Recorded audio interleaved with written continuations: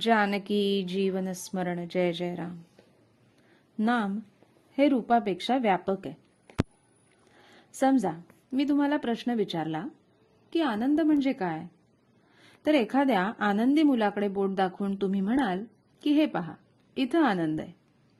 इतकंच नव्हे तर याप्रमाणे आनंदाने खेळणारी मांजराची पिल्लं, उड्या मारणारी लहान वासरं, हसणारे स्त्री पुरुष, फुलांनी बहरलेल्या लता यांच्याकडे बोट दाखवून इथे आनंद आहे असं तुम्ही सांगाल. पण हे काही माझ्या प्रश्नाचं खरं उत्तर नव्हे. आनंदी वस्तू कोणत्या आहेत असा माझा प्रश्न नसून आनंद मला दाखवा असं मी विचारलं होतं. आनंदी वस्तूमध्ये आनंद राहतो, म्हणून वस्तू हा काही आनंद नव्हे.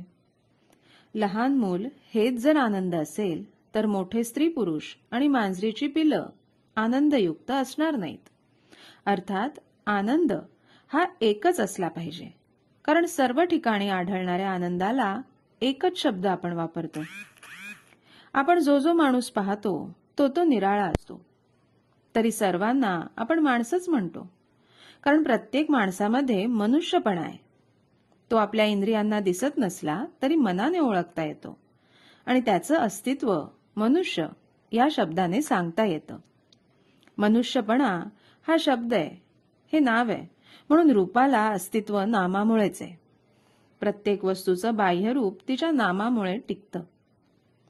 आनंदी वस्तू अनेक असल्या तरी त्यांच्यामध्ये राहणारा आनंद एकच असतो. म्हणजे एकच नव्हे तर अनेक रूपं आली आणि गेली तरी नाम आपलं शिल्लक राहतं. आजपर्यंत या पृथ्वीच्या पाठीवर अगणित स्त्री पुरुष जन्माला आले, जगले आणि मृत्यू पावले, तरी मनुष्यपणा आहे तसाच आहे. हा नियम सर्वत्र लावला तर असं दिसेल की चांगल्या वस्तू आल्या आणि गेल्या पण चांगलेपणा कायम आहे. सुंदर वस्तू आल्या आणि गेल्या पण सौंदर्य कायम आहे. आनंदी वस्तू आल्या आणि गेल्या पण आनंद कायम आहे. लाखो जीव आले आणि गेले पण जीवन कायम आहे. रूपे अनेक असली तरी नाम एकच असतं. म्हणजे नाम हे अनेकात एकत्वाने राहणारं असतं. याचा अर्थ असा की नाम हे रूपापेक्षा व्यापक असतं. रूप हे नामाहून निराळं राहू शकत नाही. नाम हे रूपाला व्यापून पुन्हा शिल्लक उरतं.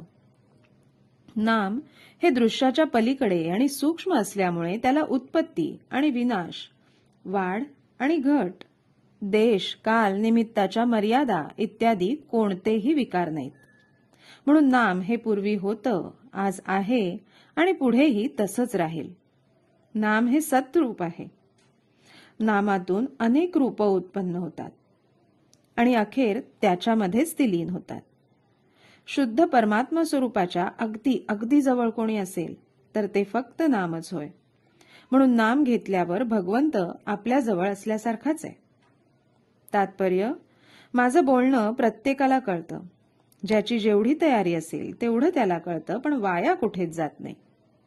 जानकी जीवन स्मरण जय जय राम.